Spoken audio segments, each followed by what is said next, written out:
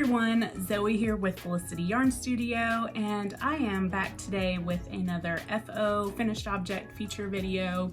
So it is Friday, November 5th, 2021. It is pattern release day for the Snowpine, which is the latest design from Woolen Pine. So that is what I'm currently wearing and I'll be talking about in this little video. So if you've been here before, some of you may already realize that I have test knit quite a few designs for Selena and Abby, who are the duo who make up Woolen Pine. And when they put out feelers for this test knit, I knew that I had to jump in on this design because it is super cute. It is pretty much exactly my style, which is kind of relaxed and casual, but with a few extra little details to keep things interesting. It was exactly what I like to knit as well. Not completely boring, but with plenty of knitting interest in there as well. So let's talk details. Obviously this is a top-down raglan design. You are utilizing intarsia to get the color changes on each sleeve and the two panels on the front and the back. And then there's color work to get the little flea stitch, or as they call it, sprinkles in this pattern. So for my yarns, I used, for the main body color here, I used Green Mountain Spinnery in their Simply Fine base. It's a fingering weight yarn, 40% kid mohair and 60% fine wool. So that is that. This is what I have left over out of two skeins. So I used the majority of the main body colorway here. And the little bit of mohair, it does add just an ever so subtle halo effect here on the body, which is kind of a nice little unexpected detail on this. And then on the sleeves, I talked about this on the last podcast episode when Naomi was here.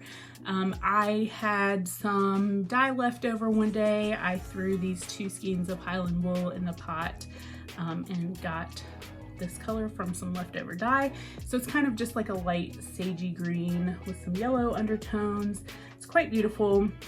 I'll get to this in a second. And finally, for my flea stitch, I used the skein of Mondim with the Lobby and Meg collaboration. Technically it's called Quartz Fume, but I believe that is smoky quartz in English. This is just an absolutely beautiful deep purpley mauve. It's not really a mauve to me, it's more of a purple. But I think I wound up with about 60 grams of this yarn left over. So since this is actually a non-superwash sock yarn, I was very pleased to be left with an amount to be able to make some socks out of this. But yes, I did decide to do a non-superwash version of this. I believe most of the test knitters, if not everybody else, did a superwash or sock yarn kind of version. So it's a fingering weight jumper. You knit with size 5 needles, and I got gauge with the recommended needle size. I tend to get Woolen Pine's recommended gauge with the recommended needles, so I was very lucky in that regard. But that being said, with this being a non-superwash wool, it is quite warm, and today it is quite cold and dreary and rainy outside. Like, it's only a high of 40 today, which is kind of unheard of for November where I live, but so this is actually kind of perfect for today. But I like knitting non-superwash garments with the intention that where I live in the American South, they're really useful as outerwear garments versus wearing them just, you know, I don't know if I could wear this inside all day. I'm pretty hot-natured though. One thing I did want to mention is the way that this is constructed. You are juggling 4 or 5 balls of yarn at any given time while you're working the raglan increases. So you start, I think it's actually in the back, but for illustration purposes, you knit across, switch to a green ball, knit across, knit to the cream, knit across, knit to the green. And when you get to that join point, that's where you're then switching to knitting flat. So then you purl back around and, you know, swap yarns each way to get back around. So again, the join is in the back, but you're joining along one of the raglan seams. I'll take a clip of what that looks like and pop it on the screen for you. It's very neat. I kind of messed one or two up, so I don't know if you guys can see where I fudged it a bit. What I wanted to mention after talking about the construction is with the yarn usage amounts. I think I have over 100 grams left between these two, so I probably could have just split one ball of yarn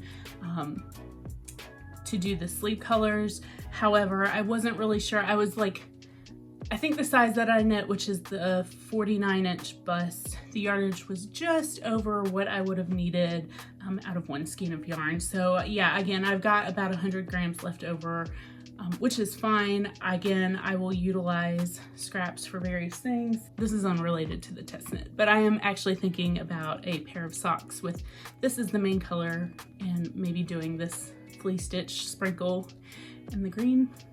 I don't know, we'll see. So yes, overall, this was a really, really enjoyable knit. It knit up so quickly. It's very potato chippy because the sprinkles are a 4-row repeat. So every 4 rows, you're just ready to go ahead and do another repeat. So it grows extremely quickly.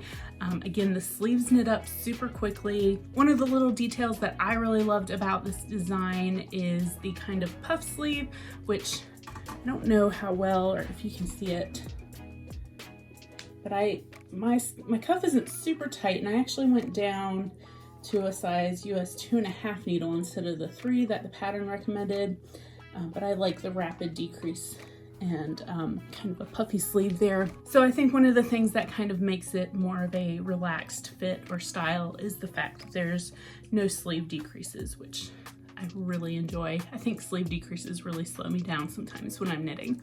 So I don't have a ton more to say about this pattern. I thoroughly enjoyed knitting it. It was a lot of fun. Selena and Abby always write really nice patterns. There's always really nice videos that go along with these patterns to kind of give you some more information and details on how to work some of these techniques. I will say they're also very responsive and very helpful if you ever have any questions about a pattern. So I'm gonna go ahead and wrap it up because this is just meant to be a quick, informative little video. If you enjoyed this, please consider giving me a thumbs up and subscribing. As you guys know, it helps every little bit with this channel to grow and, you know, get this information out to more people. And if you're thinking about knitting the Snowpine, let me know down below. Let me know what yarn you're using. If you're going for kind of a relaxed fit like I did, or maybe a more tight fit like I think Naomi went for with hers. It's not like skin tight by any means, but hers turned out really cute as well. There were some other really gorgeous ones in the test knit group. So yeah, I'm really excited to get on Ravelry and Instagram and see all of the new projects pop up. I'm not the designer by any means, but I always get a kick out of seeing patterns that I've test knit go out and see what they become. Finally, the last thing I'll say is that I have signed up to do the next test knit with Snowpine as well. So I will probably be sharing that on the next podcast episode, which will be in another week or two. So thank you guys so much for joining me today. I hope that you enjoyed this video. Hope that your knitting is treating you well and not giving you too many headaches. And yeah, I will see you guys again soon. Bye. They're really useful for outerwear garments. So So yeah, I'm really excited to get on Ravelry and Instagram and see all of the new projects